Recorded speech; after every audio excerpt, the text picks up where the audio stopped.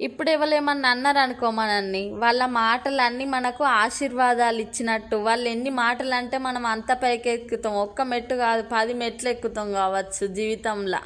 అంత సక్సెస్ వస్తుంది కావచ్చు.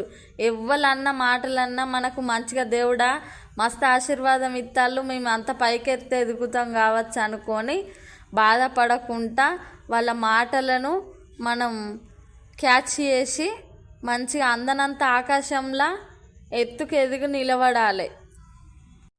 ఎవరో ఏమో అంటాళ్ళని బాధపడుతూ కూర్చుంటే మన జీవితం అక్కడికే అయిపోతుంది. అట్లా కాదు, అన్నోళ్ళు ఒక్కటికి 10 సమాధానం చెప్పాలి మన దగ్గర. అట్లా ఉండాలి, అంత తెలివి ఉండాలి మన దగ్గర.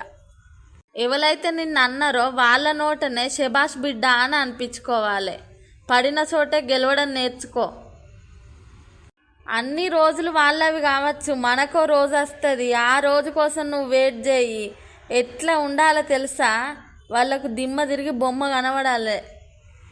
అట్లుండాలి నువ్వు సంపాదించే ఆస్తి, నీ మాట, నీ పేరు, నీ ఉనికి. నువ్వు అట్లా నిర్ధారించుకోవాలి. అది కదా నీకు కావాల్సింది. అంతేనా కాదా? మరిన్ని వీడియోస్ కోసం మా ఛానల్ని సబ్స్క్రైబ్ చేసుకోండి. మరి తప్పకుండా లైక్ చేయండి, షేర్ చేయండి, కామెంట్ చేయండి.